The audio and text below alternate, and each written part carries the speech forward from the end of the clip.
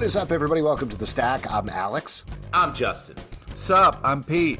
And on The Stack, we talk about a bunch of books that come out this week. Let's kick it off with Star Wars, Starros, #1 from Marvel, written by Justina Ireland, art by Pere Pérez.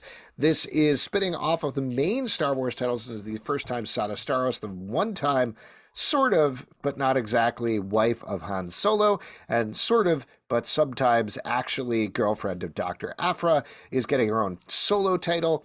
We get to see a bunch more about her family here. I don't know how you feel about the character in general, but how did you feel about this title, you dudes? Wow, you really aren't feeling well. Nope. Yeah, I mean, this is, I thought it was a brand new character. I'm not as familiar, so it's good to know all that. But yeah, I felt like it. Yeah, anytime we can get some new kind of people into the Star Wars world, I feel pretty good about it. I felt like this was a solid first-ish. I like the art. I like the pew-pew action fighting. And yeah, I was all in, man. It felt great. This is going to sound crazy, but I like that this Star Wars comic dealt with a family. And I know most Star Wars stuff is like the Skywalker family, but they're never actually a family. They're always like, they don't know. They're like, the reveal is that they happen to be related to each other. This is about like a family that is coming together and doing something. That's sort of, I guess, a reveal later on in the comic. And so I thought that was cool. It offers some different tonal stuff here than maybe we've had in other Star Wars stuff. I'm constantly surprised by how deep continuity these Star Wars comics are. I sort of want a Star Wars comic that is like, get in and hang. And these comics are like, you know about all this stuff, right? Like all the stuff Alex said, you better know about that. Because they don't take the time to explain it. I do think, though, this is one that you can jump right in on. All you really need to know is that this is a character in the Star Wars universe who's visiting her family after a while, and that's it. Yeah. And like Pete was saying, it's a fun Star Wars adventure. This is a fun, roguish character. I'm curious to see how they differentiate her. I know she has been in a bunch of comics already, but particularly since this is her soloist title, I want to see a little bit more of a statement about her as a character, but this does a good job of setting up her world, and it'll be rock and rolling in issue #2. Let's go over to The Flash, 1 Minute War Special #1 from DC Comics, written by Jeremy Adams, art by Fernando Pasarin, Serge Acuña, Lisandro Estherren, and George Kambadais.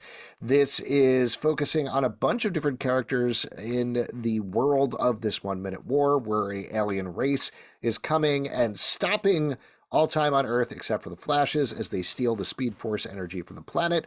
Here we get the origin of that race, among other things, as well as a glimpse at the future. I know we've been a little back and forth about this event. How'd you feel about the special? I like this event. I know we've had our fun because Alex is always racing to get the Flash in front of our eyes. He's always tapping into the speed force of our conversation to really put it front and center like a bolt of lightning. But I do enjoy this. I think this is a fun concept. I like that we get the backstory on the people here and the bad guys, that is, by what I say when I mean people. And the fact that do we get this stolen soul in here, right? Like that's really caught me off guard. That stressed me out. Well, what I'm excited about is we're getting into this minute a little bit, I feel like, finally. And you're really worried about the timing. I was worried because they're like 1 minute war, and I was like, well, when are we getting to this fucking minute? Because it seems like an important minute, and I'd like to, because the New York minute's quicker than a regular minute, so I'm wondering if a Flash minute's going to be... And that's your favorite Mary-Kate and Ashley movie, right? New York Minute? Nope. Tough call. Don't get into his power rankings. Definitely not. Yeah. Jeez. He's got hot button subject. That's your second favorite Mary-Kate and Ashley movie, right? Anyways, that's their political thriller, right?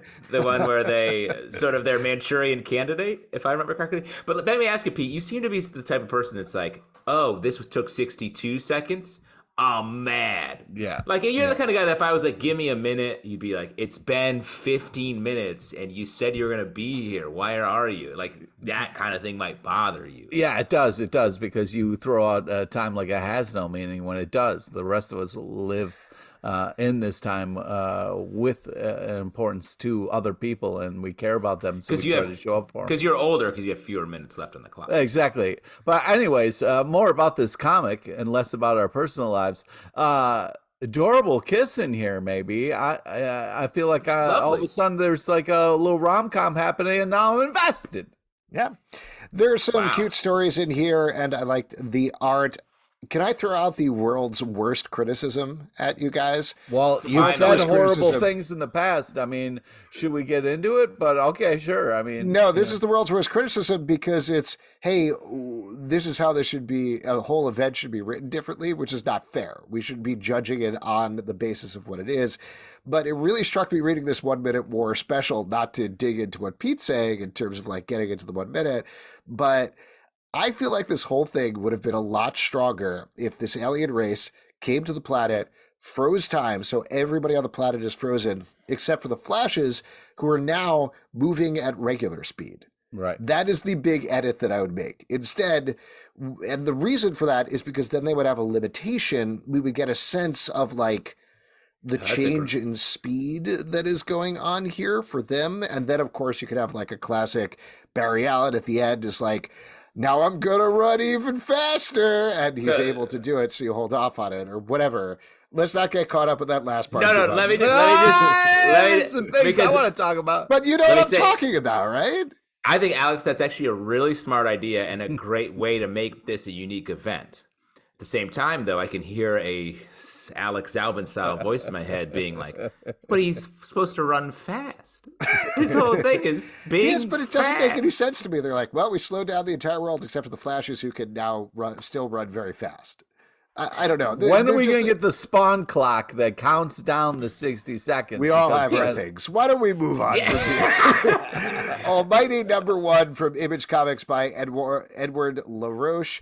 This is a very interesting, kind of disturbing new post-apocalyptic book following a girl who has been kidnapped and the person who seemingly has been tasked with rescuing her. I have some doubts about how all this is working. What did you guys think about this one? Well, take it easy there, Negative Nancy. Before you start your review, you're already throwing in jibes on it. I don't appreciate that. Here's the thing. Those people are moving too fast. I want them to move at a regular speed. All right. So we've had the post-apocalyptic thing done a ton of times, but I do think this is a very interesting comic. I love the art style, kind of gives us this kind of Western feel to it, which is pretty cool. And we have a killer who's supposed to save the day. Do you see what they did there? I mean, come on. All jokes aside, though, I think this is a solid first issue. Does a great job of setting things up, getting you excited for more. I was really impressed by the art. And, super type bananas, bro.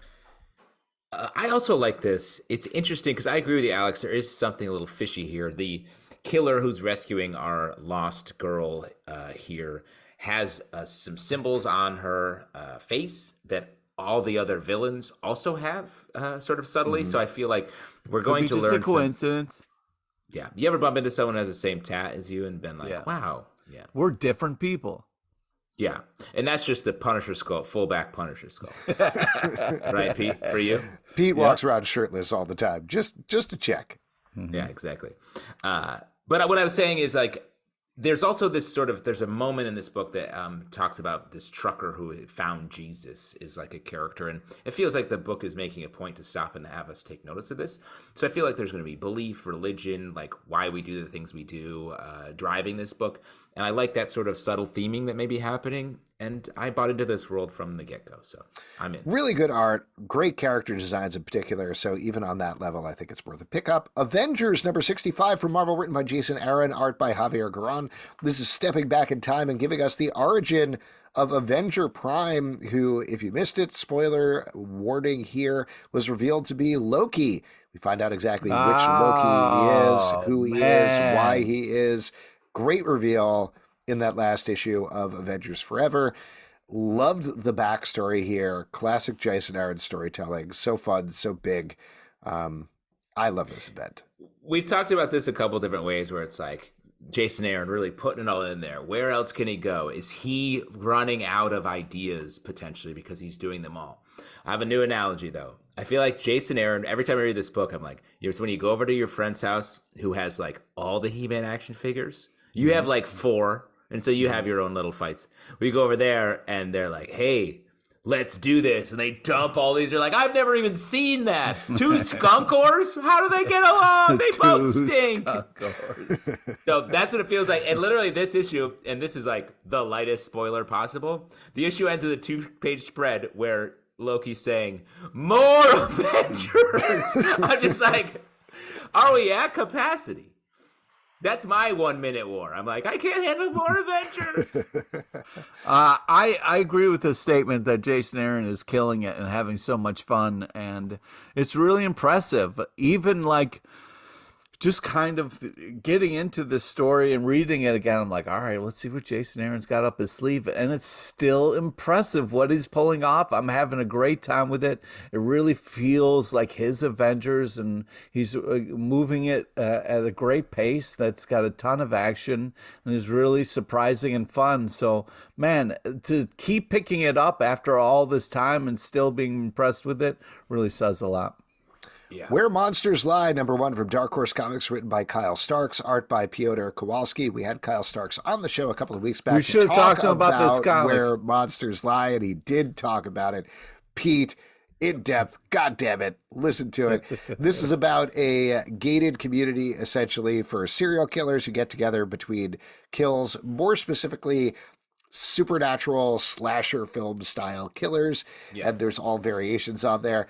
Very fun, very funny book. I think we all agreed on it, but now that it's finally out, let's put our real opinions out there. Go ahead, let's be real. Well, first off, like, Pete, I'm so sorry. Like, to have a character named Fuckmaster, your nickname, like, it must be such an affront to you. Like, I feel like it must be so upset.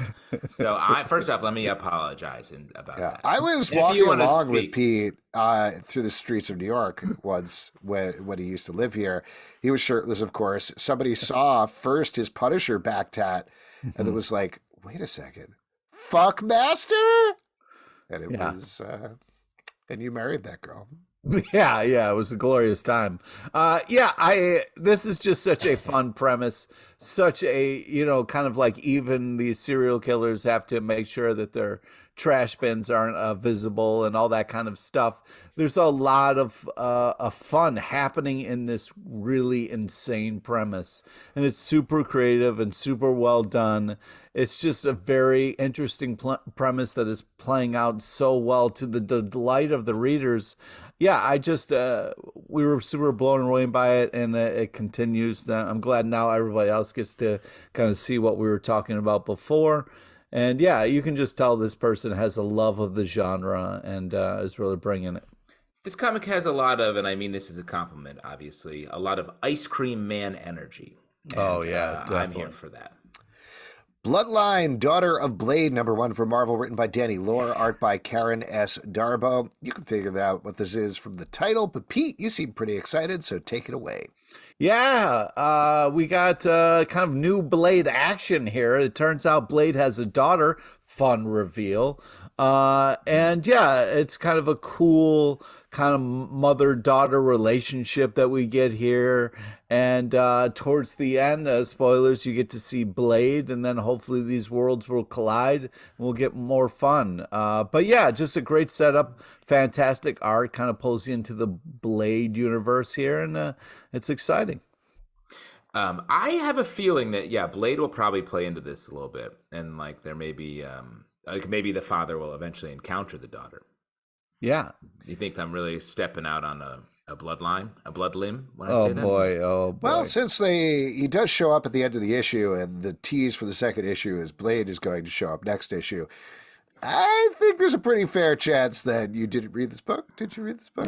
Me? No, I read it. I was making fun of Pete's review of the book.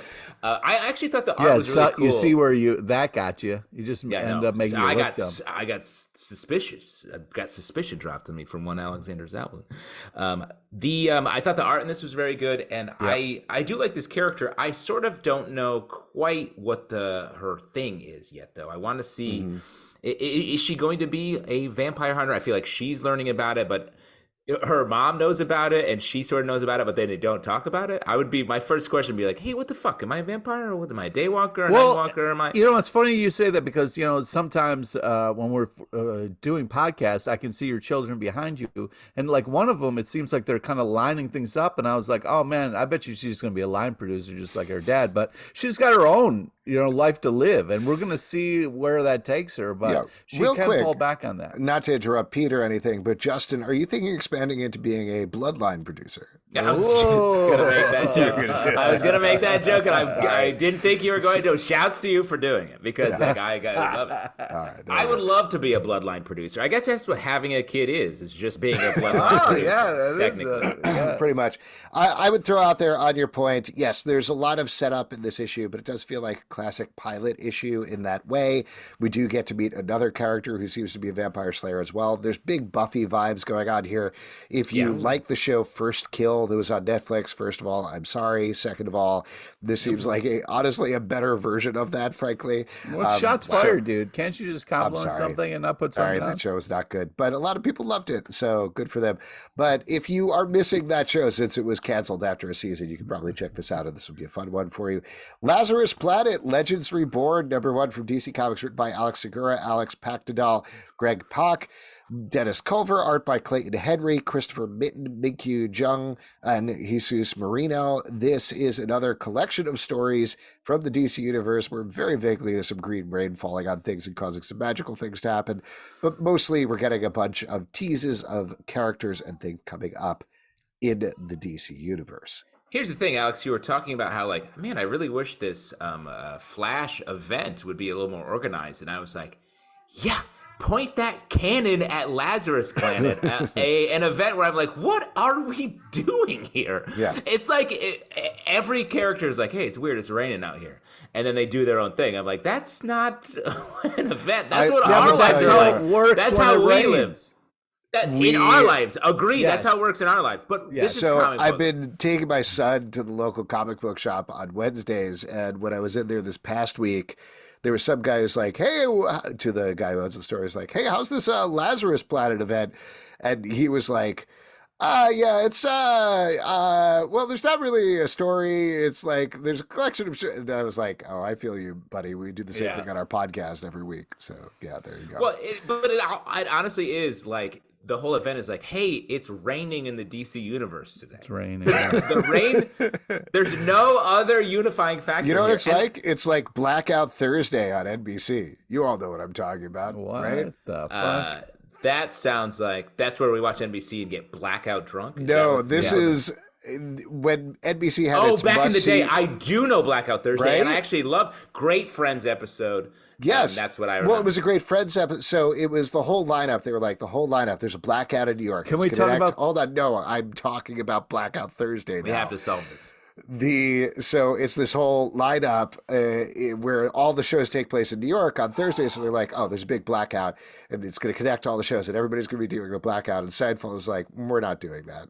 Yeah. So it was just like blackout on Friends, and then blackout on, like, I assume the Single Guy or something. No, I think it was, and this may be Oh, wrong, Mad but About You. Mad About You. Because if I remember correctly, the Mad About You episode, this is some old man shit we're doing right now, by the way. But I think the Mad About You episode, they caused the blackout. That's like right. Paul Reiser, So like, this is a collection of stories, and I really Alex, like the we Raven get it. one. No, We but my get point, this is tied into it because it's the same thing where it was like, NBC was like, we got this big event, everybody's in the blackout, and Seinfeld's like, nope.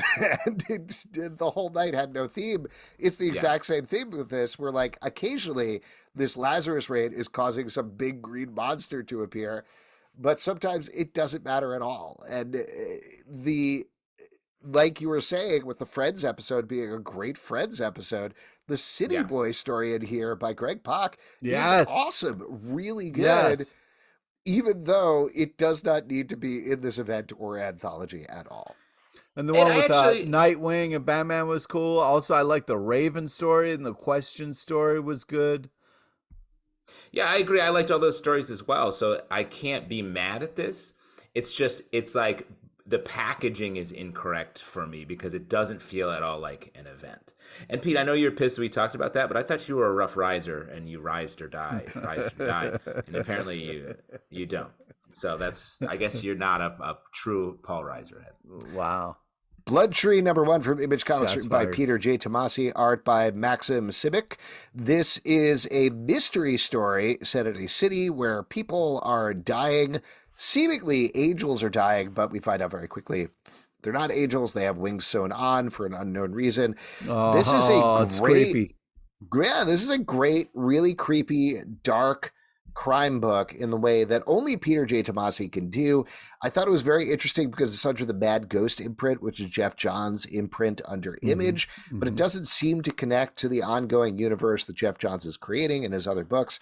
Regardless, great crime book. I was very into it. What about you all? It's written with such confidence. There's a lot of disparate action here that hasn't connected yet. But I appreciate that. I feel like it will, and there's a tension over all of it. Like we have this family where their pets keep dying, and it's hard to tell if the kid is doing it or if it's just part of this death. Or, goldfish, don't really last that long sometimes. So, it's one of those things, and kids, they'll stick stuff in the tank when they're not supposed to. So, it's really tough, Pete, did you not feed it? Did you not feed your goldfish, or do you feed it too much? No, it was, I kept shoving stuff in the tank. Like I used to do this thing where I would lower a ring, and then I would put fish food on the other side, and the fish would swim through the ring to get the food. And I thought, oh, you were trying to teach the fish tricks. That's right. Yeah. Goldfish famous for their memory. So yeah.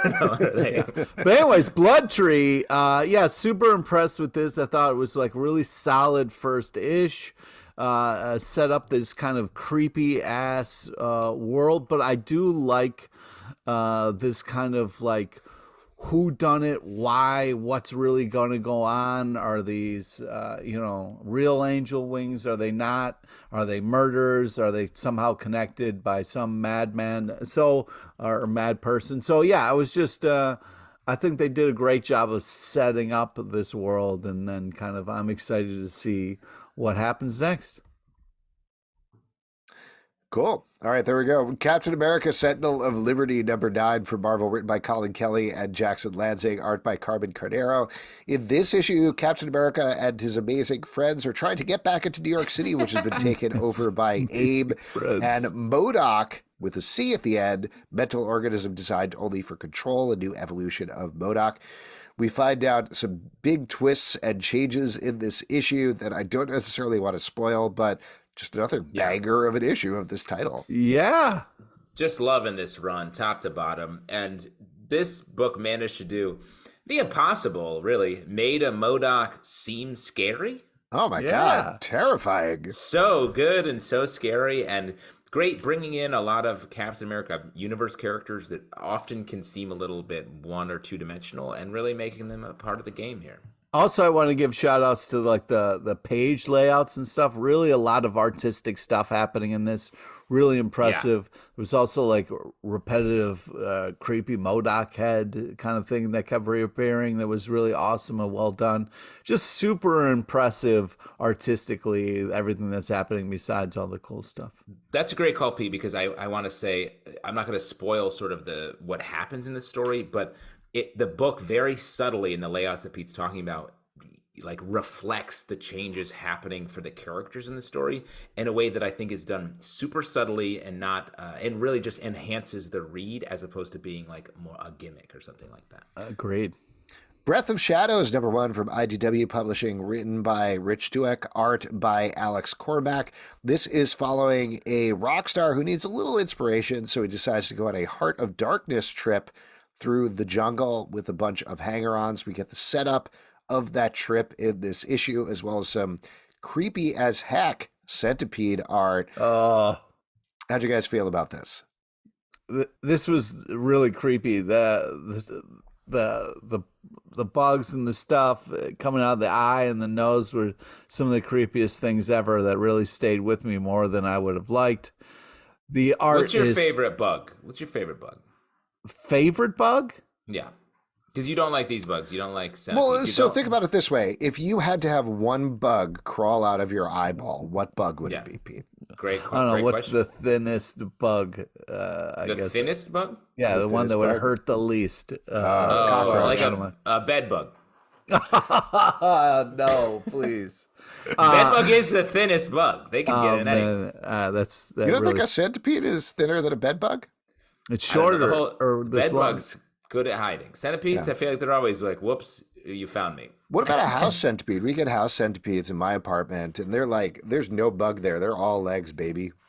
What a cute way of talking about a bug in your house. As our house centipede, he sort of serves drinks. Really creeps They in. sound very nice. They're terrifying when you see them in the tub in the morning. The art is so creepy. It gets you. It really gets you a reaction, which is really impressive for this to achieve. The fact that I was so skeeved out by still panels is very impressive. Yeah. What I do is, because I want them to be even creepier, I get little bugs to walk the comic around my apartment, so the panels do also move.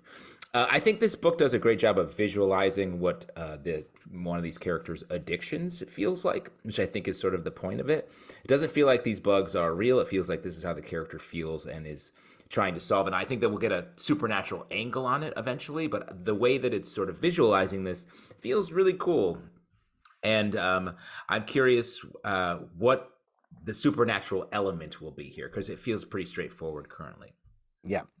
Silver Surfer, Ghostlight, #1 from Marvel, written by John Jennings, art by Valentin DeLandro. This proclaims, and I'm paraphrasing here, that the next great superhero adventure starts here on the cover, which is a big sell right there. But in this issue, we meet two kids who are investigating, I believe it's their uncle's house. Their uncle has died. They moved into the house, and they discover some stuff that, of course, connects them to Silver Surfer. That's not too much of a spoil. It's right there in the title. I thought this was awesome. I don't think they oversold it at all. Valentin DeLandro's art is phenomenal. It sort of walks this line between like new school art and old school art in a really incredible way. And the way that the story folds out, I thought was great as well. Again, really focusing on a family at first and treating the Silver Surfer like he is this otherworldly entity as opposed to sort of a character or hero that is out to do something. So that's really cool. Those are some of my favorite Silver Surfer stories, a character that I really love that I feel like has been underserved in the Marvel Universe lately. So I do hope this is the next great superhero story starting right now. Yeah, I agree. The art's really impressive. I liked the tie-in of the family to this start. I felt like it was a slow, confident build for this, and I thought that was really impressive and well done. I liked the kind of last page reveal. I was really impressed with this, and I feel like we got something big and good going on here, so I'm excited. DC Power, a celebration #1 from DC Comics, written by Evan Narcisse, Lamont McGee, Stephanie Williams, Brandon Thomas, Dorado Quick, and Jordan Clark, Morgan Hampton, Chuck Brown, John Ridley, and K. Jemison. Art by Daryl Banks, Chris Cross, Aletha Martinez, Natasha Bustos, Clayton Henry, Valentin DeLandro, Patterson Oliveira, Olivia Coppell, and Jamal Campbell. This is, of course, a kickoff to Black History Month from DC, and I believe it's curated by John Ridley. I could be wrong about that, but he does the forward, which I think was very cool. Yeah. Yes, and this is a walk through the history of Black characters in DC Comics. It almost seems to be in date order, I think, like in terms of when they were introduced, though maybe not totally strictly. We get a lot of different views of these characters, from Black Lightning, who seems to be straight out of the CW show, to finally an origin of Green Lantern Joe as the final story. I thought this was a very cool collection. Pete, curious to hear what you think, since I know you love a lot of these characters. Yeah, this was really well done. The art is super tight, respectful, bananas. And I just think that it was a cool collection and well put together. The Black Lightning story was great. The Nubia and Bumblebee was really awesome. We saw the Brotherhood of Evil straight from the Doom Patrol TV series. Mala. Yeah, with Brain. The Brain. Yeah, that was so cool to see. I don't like Green Lantern, but I really appreciate this Green Lantern story. I just thought it was a well-cultivated, really impressive collection of work here. Agreed. The introduction by John Ridley I thought was really cool. But some of the standouts, I thought both Green Lantern stories, the John Stewart story I thought was awesome, as well as the Green Lantern Joe, like Pete or like Alex said earlier on, I thought were great. I thought the Cyborg story was cool. And a good blend of the Cyborg from the Doom Patrol TV series with the Cyborg from main DC continuity, which are pretty starkly different characters. I would like to see that character be more of a middle ground between the two of them going forward. So this was really cool to see. The Vixen Batwing stuff I thought was I was like, oh, okay, we got a little bit of a romance here right in the canon that I'm like, I can get behind this romance, especially in like I'm so into the Dick Barbara romance. I'm like, see this young upstart. It's going to be all couples here pretty soon in the Bat fan. Love that. And the John Ridley story later on, I thought the art by Olivier Coipel was so good. Radiant Black, number 21 from Image Comics, written by Kyle Higgins, art by Marcelo Costa and Eduardo Ferragato. In this issue, our duo Radiant Blacks are trying to take down Shift, pairing up with none other than their new government contact, the U.S. Postal Service. Oh, man. Very fun issue of Radiant Black that still sets up some big things for the future. I would bet we're heading towards a big event happening in issue 25. How'd you guys feel about this? I mean, it continues to just be so great. The tag team fun that we got to see where they were passing the powers back and forth like a tag team wrestling match almost was so cool, so neat, very creatively done. I continue to be impressed by Radiant Black and everything that's accomplishing. The art is incredible. This is just quite a package. We've talked about this, comparing it to the Invincible universe a lot, but I feel like now we've entered the phase, the same that Invincible did, where after a while, when the book was like doing well, you could see Kirkman switch to gear and was like, all right, now I'm going to do a million things. I'm going to put all this stuff on the table and just see how much I can loop back to over the course of the series. And I think Radiant Black has done that and is in the middle of being like, we can tell every story. We're raking reference across the board. We're setting things up, opening new power sets here, introducing these characters. And then we have the fun thing of the U.S. Postal Service thing, which reminds me of the government contact that Invincible had back in the day. I was going to, not to interrupt you, but I was going to mention that because when he showed up, I was like, oh, here we go. This is their Cecil Stedman down to like 100%. Mangled side of the face. And the fact at the end, he was like, well, see you later, all done here. I thought that was almost a pointed reference to, no, we're not setting him up as that. Maybe he'll show up again, but this is not going to take over things in the same way that Cecil took over Invincible. See, it was weird because you said not to interrupt him, and then you really did interrupt him. I appreciated it because I think our thinking was aligned. Yes. Should I say yes to interrupt you? Yeah, exactly. That would be clear. Yes to interrupt you, Pete, but why don't we move on to the next title? I think we're pretty comfortable interrupting each other, though, at this point, right? I mean, we're certainly doing it. It makes me viscerally uncomfortable every time we do it. Scarlet Witch, number 2 from Marvel, written by Steve Orlando and Stephanie Williams, art by Sarah Pacelli and Chris Allen. In this issue, we're continuing the story of the Scarlet Witch owning a shop that summons people. It's probably the wrong word, but they come through her door. They've got a problem. She solves the problem. Here, none other than Vision's daughter Viv, that's her name, has a problem and needs Scarlet Witch's help. And then we get a backup story where Scarlet Witch helps Storm out of a little bit of a jam. This book is great. This book is fantastic.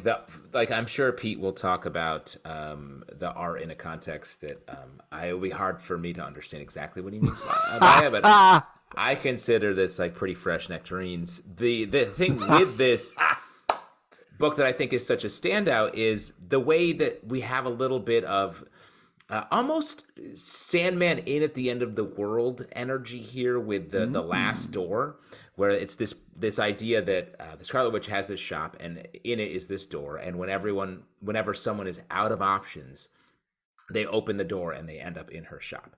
And I think that's such a smart premise. It touches on that sort of mystical, magical, Vertigo-esque world, while also remaining firmly rooted in Marvel Comics superhero lifestyle. Like we have Viv, we've got Storm, we've got Pete's girl Darcy here. Yeah.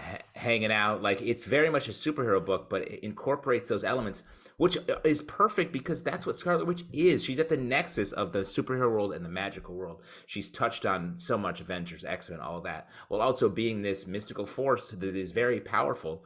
So I think this book is just bringing together so many things at once in a way that I think is very good. This is the book I want to push out there because I think it's a great new book hitting the stands right now. 100% agree. 100, bro. Yeah, I'm with you on this. The lion head splash page was worth it for the price of admission right there. I mean, that thing was just really unbelievable. But yeah, having Darcy. Oh, Pete, you should see The Lion King. I'll check it out. The movie, or maybe anything. Which one? Or just the live action one, right? With the live action lions that they use. Is there another one? I'm so sorry. Yeah, is there another one? Other than the live action one. Yeah. They did some sort of like retrograde downgrade type version. Like they sweeted it, basically. You know? So is that what they did? The little animation suite. I haven't seen it, but I think The Lion King. I just love this scene. The only scene I've seen is when sex appears in the sky. I think that's so good. Oh my god, so good. I love the big penis castle in the background of Little Mermaid. That's one of my favorite things. Yeah. Wow, it's nice that you guys enjoy things. We all love kids movies. I just think that this is really impressive what this book is checking out. So only the second issue is a great time to get it caught up and jump on board. Young Hellboy, #4 from Dark Horse Comics, written by Mike Mignola and Thomas Nagowski, art by Craig Rousseau. This is wrapping up the Assault on Castle Death storyline, I believe it's called, where young Hellboy is teaming up with Lobster Johnson. Is Lobster Johnson real? Is he imagination? What? I don't know. Oh, man, it's really freaking me out. Pete's caught up in it. Yeah, I mean, because it's hard to tell, you know what I mean? And poor young Hellboy, he's trying to plead this case, but nobody's believing him. And I'm on his side on that because I can't tell if it's really happening or not. But, man, the art's unbelievable. It's just such a fun take on Hellboy, and great adventures, amazing art and storytelling. It's a total package. Who's your favorite seafood based superhero, do you think? Is it Lobster Johnson? Or is it Clam Henderson? Always Clam Henderson. Shrimp McGee, you like him? Crab Legs McGillicuddy? One of my favorites. Alaskan crab legs. Yeah. Oh, that's a different. That's great. I'm glad we have such a strong list of these options here. Did you guys ever see the issue where Crab Legs McGillicuddy met Alaskan Crab Legs McGillicuddy? What a fight. Oh my God. They fought, then they teamed up, and then they sucked the meat right out of their shells. Oh, man. Right out of it. Don't forget about putting some lemon on top. Come on, man. I'd never forget about putting some lemon on top. That was the name of the crossover, Put Some Lemon on Top. Part 1, Alpha issue, and then it spun off into a bunch of unrelated things that introduced. What's the next comic? Pete, so they're living so close to crab country, you can tell that this is really resonating with him. I do love a great Maryland cream of crab soup. You know what I mean? It's really Crab Cake LePage over here. Did I ever tell you about the time Pete and I were walking through the streets of New York City? He was shirtless, and this woman came up to him and saw his Punisher back tat, and was like, "Fuck master," and he was like, he put his little crab legs down. He was like, and he was like, "It's me." Yeah, and a bed bug came out of his eye, right? So for this book, I thought this was cool. This has a great way of switching between sort of the vision that we think Hellboy is having, fever dream, and the reality underneath, and to leave us without any clear answers is cool. Again, I don't know where all of this Mignola-verse stuff is going. Maybe nowhere, but we're along for the ride. Demon Wars Down in Flames, #1 from Marvel by Peach Momoko. This is continuing the Demon Wars storyline. Beautiful art. Hard stop from Alexander Zalvin. It's not just beautiful art. I mean, it's like watercolor paintings for each panel. It is unbelievable. It's breathtaking. It transports you to another world. It's great samurai action. It's really just a real piece of work. Yeah, this is just really impressive. Beautiful art. What is happening? I'm not 100% sure. I will say the art does really feed into the watercolor, really feeds into the story. The way that the characters are sort of doing battle is very much supported by the art. It's all languid, sort of flowing energy between each other. It's got like an anime feel to it. It's really nice. Very much so. It also, like, it does touch on like sections of the Marvel universe. We get sort of what I think is the Scarlet Witch type character at the end because the word Scarlet is there. But but I also don't. The narrative is hard to follow to me.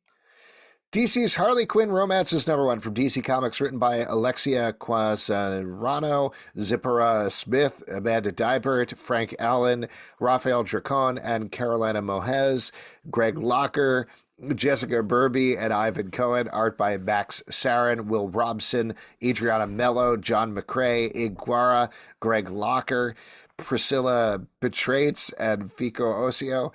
This is a bunch of, we're pivoting from Black History Month to 2 weeks later to Valentine's with a bunch of romance stories coming out from the DC universe. I think some of these people have to be romance writers, is my guess. So that's probably what's going on here. I probably should have looked it up before we came on the show, but what you guys think? Pete, you're our rom-com expert. I was going to say, I know Pete liked at least one of these stories. Yeah, so this is a fun collection of stories. Love the Harley Quinn and Poison Ivy. Also the Batman witnessing an engagement, then having to kind of throw them into the Batwing with him was fun. The Constantine one was good, but the Kite Man got a little weird. The Kite Man got one. That one got a little weird, but other than that, you can date a kite. Yeah, Tell me you haven't kissed your podcast mic once. Not one time, bro. Just one little peck on the sort of front. Do you do that before every show? Yeah, it's good luck. Okay. What can I say? I'm a lover of love. There's a lot of pretty good stories in here, but man, I thought the Constantine story really popped for me. Yeah. It's great, really sort of romantic, tragic, a nice blend of those two emotions, which I think are pretty bound up in Valentine's Day in general. The Fire and Ice story was fun, and I also liked the one at the end that I'm quickly finding. Oh, the one where everyone's fucking Aquaman. There you go. Rogue Sun, #10 from Image Comics, written by Ryan Parrott, art by Marco Renna. Another issue of, I think, my favorite Massive Verse book. You love this book. I really like this book. I love this book. Sell it to us. Because I'll tell you, this one isn't my favorite, but you love it. I think part of the reason that I like it is there's very much this tension between... granted, the main character of Radiant Black is a jerk, right? But he has his friend to balance him out, and at this point, he's really trying to do better. Our main character here in Rogue Sun is still very much a jerk and really not backing off of it. He is just he's like the Damian Wayne of the Massive Verse, and I know that's not everybody's taste, but that character really appeals to me too. Like, how do you take this character who is the biggest jerk possible, put him in an heroic context, and will he still be heroic? And at the end of the day, Rogue Sun he is pushing forward. We get some great stuff here with a medieval version of Rogue Sun that got pulled forward in time, who has made a deal with him to teach him some powers and techniques. And meanwhile, in the background, we have a villain who beat the crap out of him. So I don't know. There's a lot of interesting dramatic stuff going on here in terms of the tension. Also with his family, they have a fascinating dynamic between his stepbrother and stepsister, as well as him and his stepmom. His friend at school who is having a romance that he's not totally on board with. So I don't know. I like all the dramatic interactions. I like the fact that it's delving into the magic side of this universe, which feels very different than the more sci-fi, radiant side of everything that's going on. I'm just have a very good time reading it every time out of the gate. Yeah, I mean, I do think it gets into some deeper themes than maybe the other Massiverse stuff. So I give it credit for that. I also think there's a little more innovation in some of the way the actual book is. The storytelling is done. Like we get some big horizontal splash pages here, which I thought was cool. Yeah. And there's the famous issue, Alex, that you've talked about a bunch that you like. That was super innovative and really smart. So I definitely give it that. It's maybe just the characters are a little bit more like off-putting to me compared to the other Massiverse stuff. Plus, I mean, good. You guys aren't giving enough credit to the art here, because it's almost like before you start reading it, somebody's like, "Excuse me, sir, how tight would you like your bananas? Super tight?" Because the art is phenomenal. And just real quick, how many times do people ask you that when you go to the supermarket, Pete? Just on a regular basis? No, there's the guy who's like, "Hey, Mister Tallyman, tighten me bananas." Yeah, exactly. Zip them up and make them real tight. Don't. I took my car into the shop the other day, and the guy was like, "Your bananas aren't tight. These bananas need to be tightened up." I was like, "What?" But the art's phenomenal, and artistically, what they were doing here, especially towards the end there, and there was a cool reveal. I'm really impressed with it. The Approach, number 4 from Boom Studios, written by Jeremy Hahn and Jason A. Hurley, art by Jesus Hervas and Leah Caballero. In this issue, our monster, who is attacking an airport, has all cocooned up, got in his little egg sack, and is ready to hatch, while everybody else is trying to blow up the airport. Doesn't go particularly well, leading into what I believe is the final issue, next issue, though I could be wrong. How y'all feeling about this one, y'all? All right, so this is like, it's like Die Hard 2 meets Cocoon meets Aliens. This is just really over the top fun. The grandma freaks me out a little bit, but man, yeah, I'm having a blast with this. Each issue just ramps up more and more. It's really impressive. Grams up? You say it grams up? Like grandma's up? Ramps up. I really thought you said grabs up. No. Yeah. But yeah, I'm just super impressed with this. It's intense. It's crazy. You don't know what you're going to get, but each issue is a hell of a ride. A lot of times I'll wait to go to a party until it grams up. You know what I mean? So 11 o'clock when all the grams come out. That's when you come to. I know that for sure. I like this story a lot. I think the art is cool. It has great, just like Pete's saying, action horror vibes to it, action horror movie vibes. The way though that an event happens right at the end of the issue, I was like, yo, fuck that, dude. I was like, how do you do that to me? Yeah, right at the end. I did not appreciate that. I don't know. This is a story that every issue it's like, oh, just everybody who we were talking about died? Just right then they all died? And then this year's here, I'm like, come on, man, it can't be all. And I don't know. Who's left? Who's the hero? Is it just the last person? Us. Maybe it's us. Yeah. It's the people who left the airport, who's like, you know what? I'm going to not fly to that place. Yeah. Which I guess people is who truly... chose to drive. Dark Web finale number 1 from Marvel, written by Zeb Wells, art by Adam Kubert, Francesco Motorino, with Scott Hanna. In this issue, we are wrapping up, as you can tell, the Dark Web event. It's all come down to Chasm and Holiday, I want to call her. Hallows Eve. Hallows Eve. She's sort of a holiday situation. I don't know. Just wearing a bunch of masks and stuff. Anyway, they are leading the armies of Limbo to attack New York. For the most part, we have been loving this event. We haven't read every single issue necessarily, but we're reading a lot of them, really enjoying them. It's been goofy. It's been funny. We got Madeline Pryor teaming up with the X-Men and saying, you know what, I have my memory back. Let's go talk to Ben Reilly and kind of do the same thing. This issue, it doesn't quite go that way. How do you feel it wrapped up after all of this build up here? Well, I don't know about the way it all wrapped up, but I did really think that this was a lot of fun. This book had a lot of really funny moments. Cyclops being like, "Hi, we're your neighbors. Can you keep it down?" was such a hilarious Cyclops thing to say. I liked what the kind of reveal at the end was. What kind of was placed in New York. I thought that was pretty cool. Yeah, but overall, I just thought it was kind of like over the top fun, and it didn't take itself too seriously. So I thought it was great.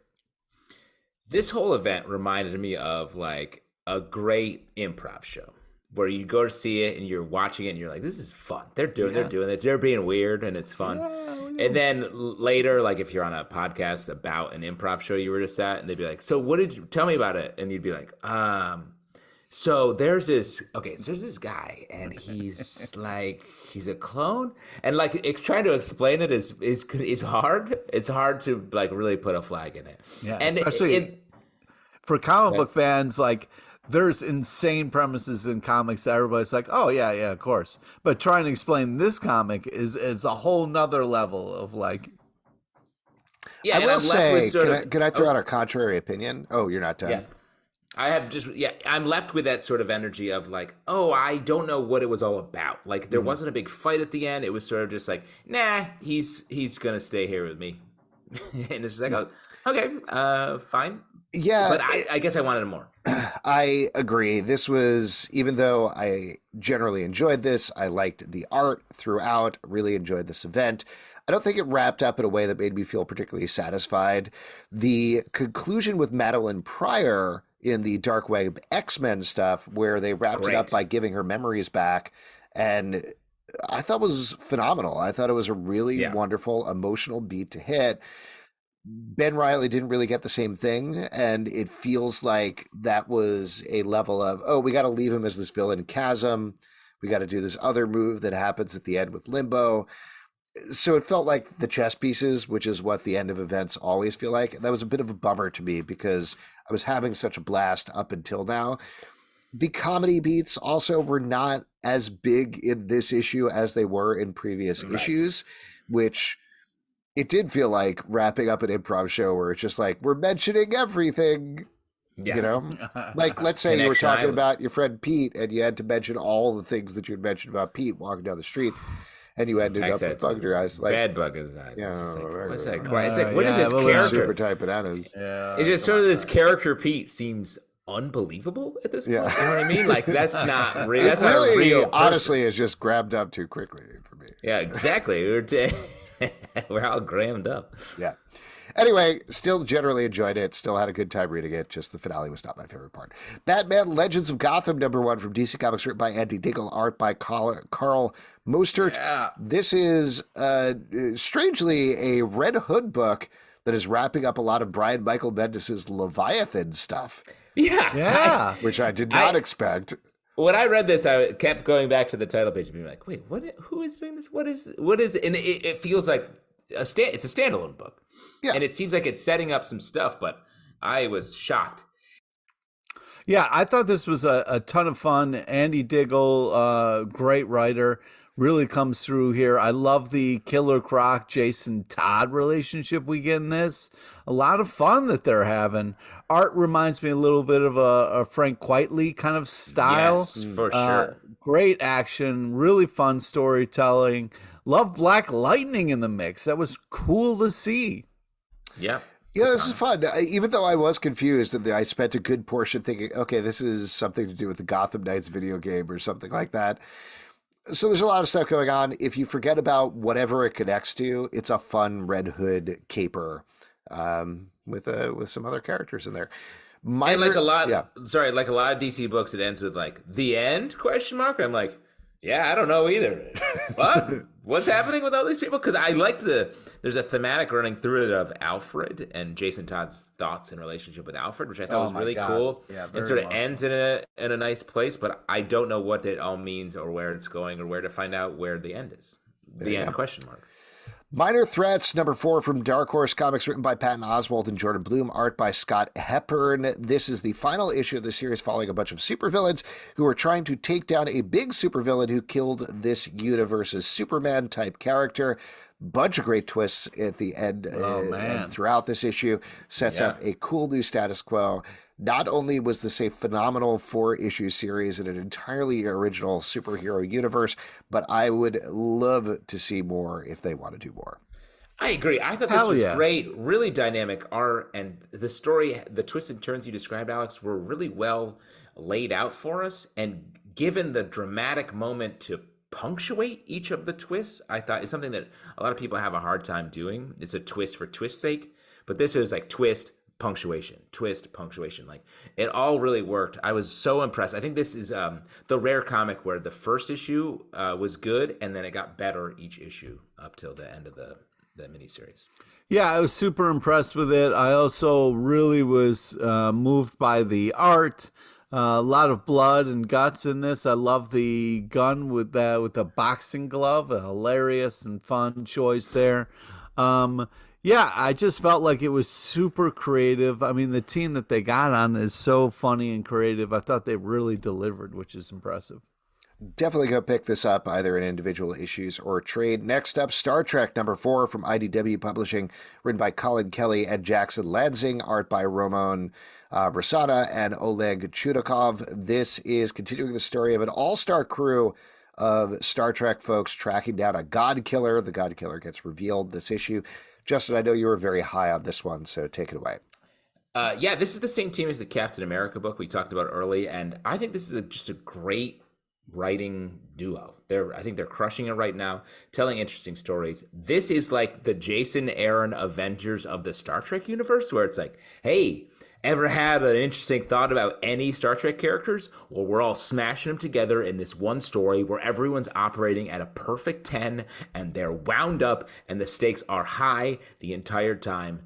It's really good. It takes the next generation, the Star Trek Next Generation sort of mentality, incorporates characters from all across the Star Trek different shows. But I think that's the sort of energy and mission statement they're really pushing through on. And I love that. That's my favorite Star Trek TV series, Next Generation. So this is just operating on all cylinders. I enjoy it. Yeah, I mean, I can't have much to add more than that, but just wanted to say that, sometimes Star Trek hits me right, sometimes Star Trek hits me wrong, but this was super impressive. Really, really felt like a fantastic episode that I wanted to see. I was just kind of blown away by it. When did you release that blues track that was like, sometimes Star Trek hits me right, sometimes Star Trek hits me wrong? So it's really good. Thanks, man. Yeah, I've been still working on it. I'm still working on it. So yeah. Oh, man. Someday, yeah. I can't wait to download it. It's hard to play the spoons, but you do it well. Oh, thanks, man. Last but not least, Briar #4 from Boom Studios, written by Christopher Cantwell, art by Jermaine Garcia. This is continuing our twisted take on Sleeping Beauty. Twisted. It's, this is a gorgeous book. Great art. And I agree. I also like the story. I also like the story. The Sleeping Beauty mythology, it's a movie that I watched in my house a fair amount, and it's a great movie with a lot of opportunity for getting into deeper mythology, and this book is doing a good job of doing that, while also having some fun. If you like fables, you might like this. Yeah, this is, really well done. The art is super tight bananas, no cap. It is just one of those well put together stories that it feels like a great comic book when you're reading it. No cap on the banana, or what are you saying there? I'm not lying. Does your produce guy put a cap on your bananas? Like the amount you can eat? Yeah, he does. No more bananas, Pete. We're cutting you off. Sorry, man. I go through a lot of them. Yeah.